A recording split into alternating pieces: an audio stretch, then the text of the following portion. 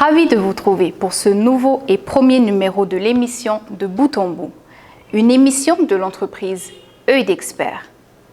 Nous démarrons avec Canada.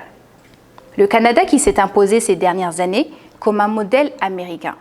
Tout de suite, direction au Canada.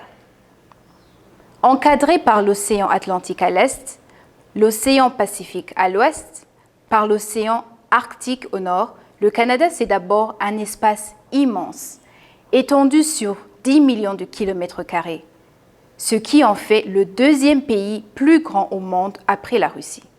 Le Canada se présente volontiers comme une société ouverte, multiculturelle. Les villes et les grands espaces ruraux alimentent l'image d'un pays vert à la nature généreuse, un pays d'immigration par excellence. Aujourd'hui, ils sont des centaines de milliers de différentes nationalités à arriver volontairement au Canada. Un accueil chaleureux est accordé à celui qui veut immigrer au Canada. Des banquiers, des avocats, des médecins, des cadres supérieurs, des journalistes, des enseignants, des hommes d'affaires, des diplômés, des informaticiens et beaucoup d'étudiants. Alors, commençons précisément à nous intéresser à ce bien canadien. Je vous invite à suivre M. Gordien Holugavier.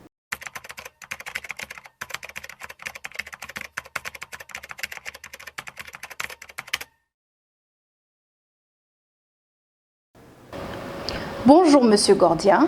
Oui, bonjour Madame Nice. Et bienvenue sur ce plateau. Merci beaucoup. Alors, Monsieur Gordien, je peux dire que vous êtes un citoyen du monde, n'est-ce pas? Et donc, vous avez parcouru plusieurs villes. Aujourd'hui, une culture très riche et multiple qui anime beaucoup votre pensée. Merci beaucoup de la question. Mais citoyen du monde, je ne sais pas, effectivement. Mais effectivement, j'ai eu le privilège, la grâce de faire beaucoup de villes, de pays, je dirais même de continents, parce que je viens ici du Canada.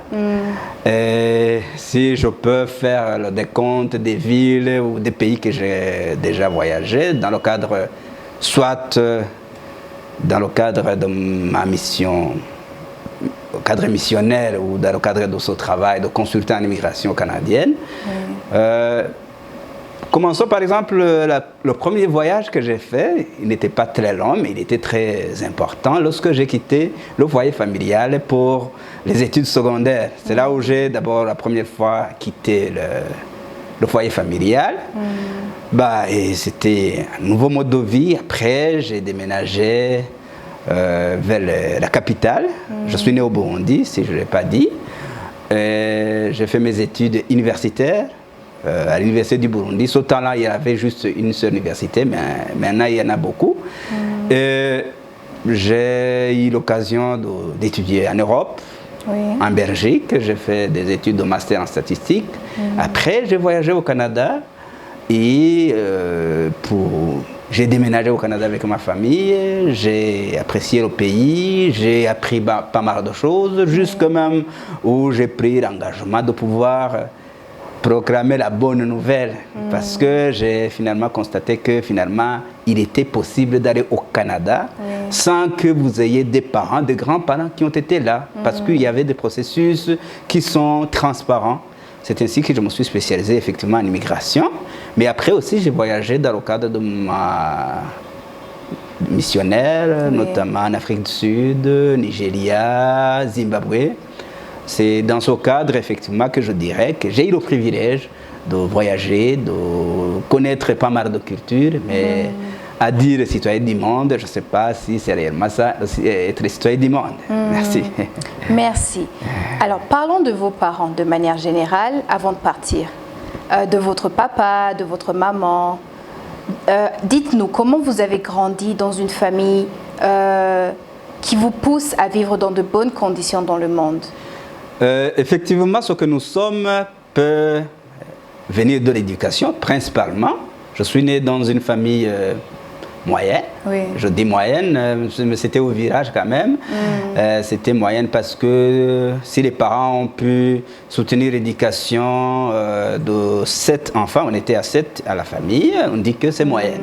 Mais je dois aussi reconnaître que ce que nous avons comme réalisation souvent, ce que nous sommes, nos caractères, est façonné par la manière dont le monde nous a été présenté par les parents. Le papa, les mamans, on est dans une situation de famille. Elle n'était pas nombreuse à ce moment-là. Oui. Maintenant, on peut dire que c'est une famille nombreuse, mais elle n'était pas nombreuse. Et comme une famille moyenne, c'est-à-dire qu'on coopère avec l'entourage, le voisinage, parce qu'on n'a pas tout ce dont on a besoin. On doit compter sur les autres. Il y a cet esprit de solidarité qui fait qu'on se conduise toujours de manière bien, relativement, envers son semblable, son voisin, parce qu'on sait si je ne me conduis pas très bien, je risque de rater une certaine... C'est le capitaine en fait, au village, c'est pas juste la vache et la terre, mais aussi le voisin, c'est un capital sur lequel on peut compter pour subvenir à un certain nombre de besoins, comme lui-même va compter sur toi. Donc pour dire que nous avons été éduqués dans un contexte de bon voisinage, principalement. Et cela, c'est transversal. Ça fonctionne aussi ici et ailleurs. Là où vous allez toujours voir que le fait de se comporter, un bon voisinage avec son voisin, ça ouvre des portes souvent. Oui, effectivement, j'ai une reconnaissance envers mes parents de ce qu'ils m'ont inculqué comme valeur de solidarité, de compter sur chacun, d'être disponible et généreux. Je pense que ce sont de bonnes valeurs transversales. Très bonnes valeurs. Exact. Ah oui. Acquérir des connaissances, c'est quelque chose qui vous a marqué. Est-ce qu'il y a une certaine connivence qui a été créée, soit entre vous et votre papa, votre maman? Je veux dire, si les parents ont transposé sur vous ce désir d'école. Effectivement, parce que si dans un contexte que je viens de décrire, vous pouvez aller à l'école à 7, ça veut dire qu'il y a des sacrifices. Et ces sacrifices se manifestent par une certaine... Ça vous pousse à apprécier l'école. Parce que lorsque vous voyez les sacrifices que font les parents pour que vous alliez à l'école, vous pensez effectivement c'est quelque chose de très très important.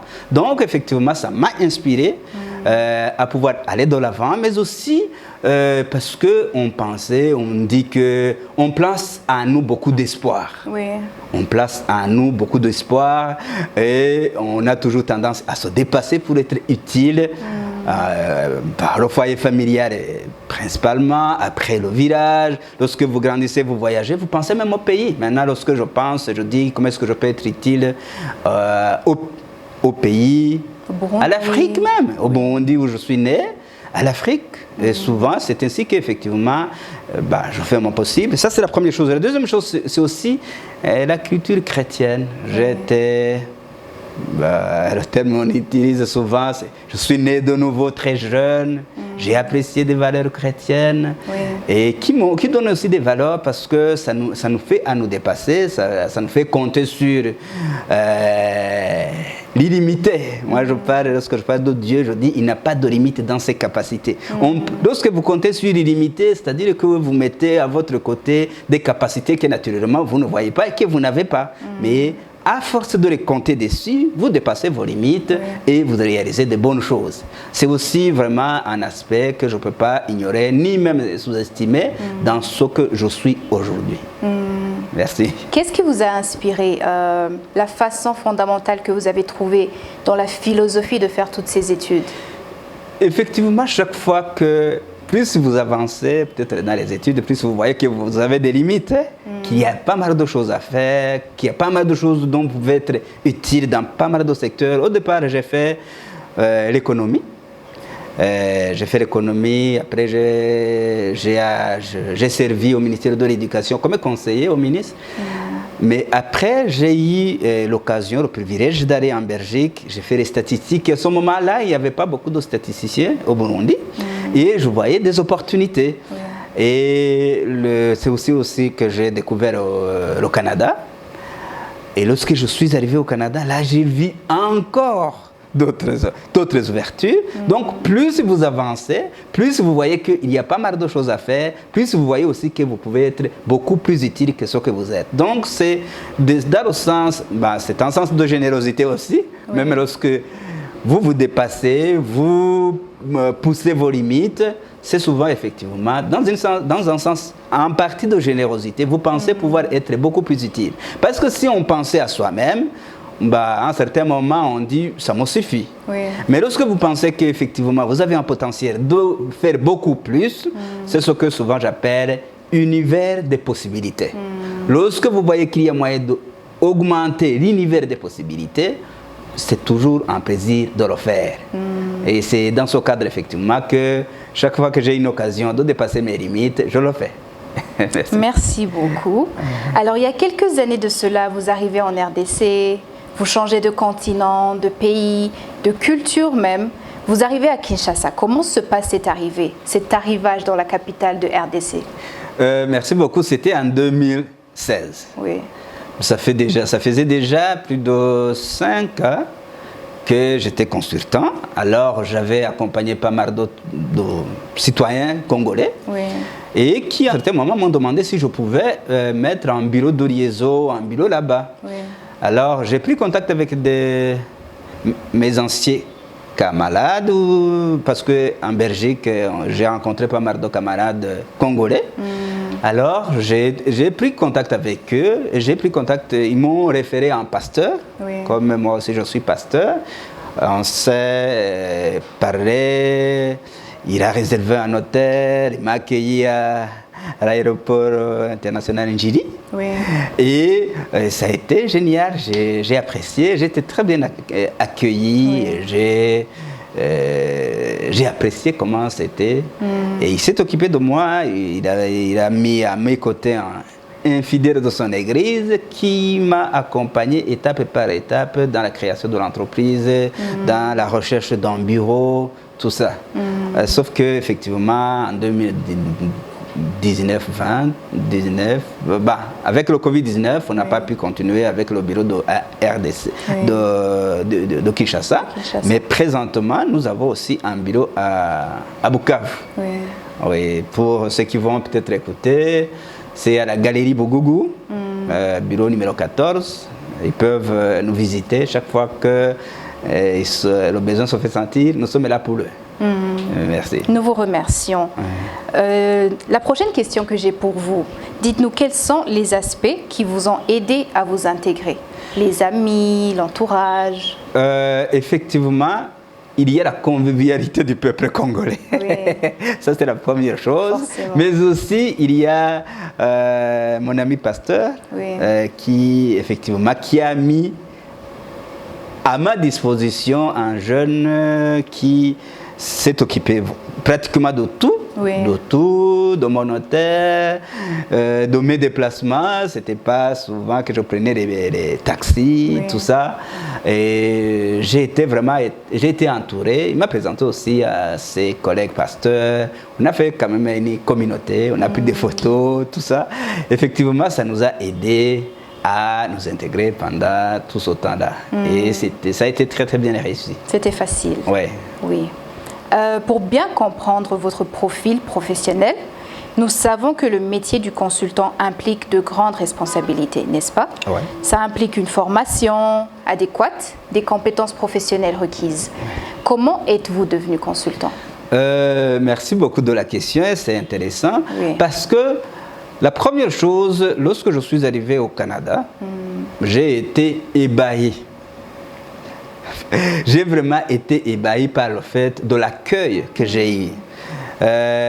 C'est le seul pays que j'ai visité où on te dit le ciel est la limite. Le ciel est la limite, ça veut dire qu'on te dit bienvenue au Canada et si tu as un rêve le plus fou, nous sommes ici pour que ça éclose, ça soit une réalité. Il te présente toutes ces buildings, toutes ces innovations. C'est venu dans la tête des personnes comme toi. Nous sommes à ta disposition pour que ça soit une réalité. Ça m'a touché, non seulement parce qu'on le disait, mais aussi c'était une réalité. Ce n'était pas de simples bonnes paroles. Ça, c'est la première chose. La deuxième chose, c'est le seul pays au monde. J'ai visité plusieurs pays. C'est le seul pays au monde où tu te sens chez toi. Lorsque tu es... J'étais en Europe, en Afrique, des voisins, tout ça. Oui. Mais c'est le seul pays au monde où tu as le sentiment d'être chez toi.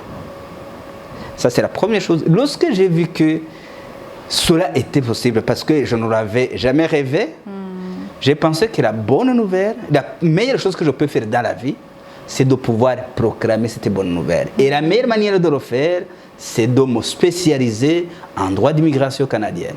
Et je l'ai fait. À ce moment-là, je me suis engagé à faire une formation. C'était une formation quand même consistante, pour ne pas dire chère. Oui. Alors, je me suis spécialisé en droit d'immigration. J'ai fait toutes les démarches jusqu'à avoir le permis. Et j'ai commencé même une entreprise, on appelle le Centre professionnel d'experts au Canada, avec l'objectif principal de venir le dire, le proclamer ou en Afrique, au Burundi, effectivement, premièrement. Et en 2013, c'était vers juin 2013, fin juin 2013, j'ai déménagé avec ma femme et mes 3 enfants. J'avais 3 enfants. J'ai passé toute une année à Bujumbura en démarrant le cabinet là-bas, tout ça, et ça a fonctionné. Donc, principalement, ce qui m'a poussé à faire l'immigration comme ma profession, c'est principalement ma générosité. Je vais le dire, que les autres le disent, ils vont l'interpréter comme ils veulent, mais je sais que c'est dans ce sens de pouvoir dire que c'est possible. Oui. Et à évaluer après 10-11 ans de profession, jusqu'à maintenant, à mes clients, je dis, personnellement, je ne sais pas un projet qui change la vie autant que le projet d'immigration au Canada. Oui. Donc, pour dire que jusqu'à maintenant, je suis excité à pouvoir dire à quiconque veut que c'est toujours un excellent projet. Un excellent projet. Il peut y avoir d'autres, mais personnellement, je suis convaincu que c'est le meilleur. Alors, quelques années plus tard, en 1900 combien? Oui, en 2012. 2012, ok. Comment êtes-vous devenu consultant réglementé en immigration canadienne? Effectivement, c'est un processus. C'est un processus d'abord. On fait une formation dans une structure, une institution qui donne une telle formation. On passe les examens, on passe... ce n'est pas des concours, mais des examens de qualification. Vous êtes qualifié. Après, vous entrez dans l'ordre des consultants. J'appelle ordre des consultants, mais l'organe s'appelle maintenant le conseil ou le collège des consultants en immigration et en citoyenneté canadienne. D'accord. Et ça, c'est tout un processus. C'est d'abord un organe qui atteste la notoriété du consultant, les compétences, mais aussi ça nous donne une certaine responsabilité, ce que j'appelle souvent la responsabilité sociale, de pouvoir éclairer le public sur les différentes mauvaises manières de faire sur Internet, par exemple. Ça, c'est ce que nous faisons comme une responsabilité sociale, de dire aux gens, attention, ne sois pas escroqué. Sur Internet, lorsqu'on dit que vous avez des bourses, vous avez... le Canada est en train d'employer, de recruter à l'international, tout ça, nous le faisons de manière consistante pour dire au public, ne sois pas... le terme m'échappe, je n'aimerais pas toujours répéter le terme escroquerie, mais je manque d'autres termes. Mais ça, c'est effectivement ce que nous avons comme responsabilité. Et l'organe qui nous régule suit nos compétences. Hein. Oui. Et c'est un organe pour la protection du public. Oui, oui, c'est ça. Effectivement, c'est un processus qui arrive à ce que nous ayons un permis de consulter en immigration au Canada. C'est un permis qui est mis à jour chaque année. Il est renouvelé chaque année, il est renouvelé. Cette fois-ci, vous allez être consultant réglementé en immigration canadienne. C'est quelque chose de spécial. Ouais. C'est quelque chose d'assez prestigieux, comme vous ne le dites. Oui, oui. Vous devez démontrer des connaissances supérieures à ceux que vous venez de nous raconter? Effectivement, avec le temps, on se forme. Oui. Il y a une obligation de se former régulièrement. Chaque année, de manière obligatoire, Oui. quitte à ce qu'avec le temps, on devienne beaucoup, beaucoup plus professionnel. Et lorsque je dis professionnel, ce n'est pas juste un terme comme ça, c'est toujours atteindre, dépasser les attentes du client. Nous sommes là à nous former. Par exemple, moi, ça fait plus de 10 ans que je suis ces cours. Effectivement, j'ai fait la formation initiale, j'ai passé les tests, j'ai passé les concours, j'ai eu le permis, mais il est tenu. Ce qu'on appelle formation professionnelle continue. Nous devons faire un certain nombre d'heures annuelles qui fait qu'avec le temps, on devient beaucoup plus performant, beaucoup plus professionnel qu'au départ, Oui. que lorsqu'on commence, Bien effectivement. évidemment,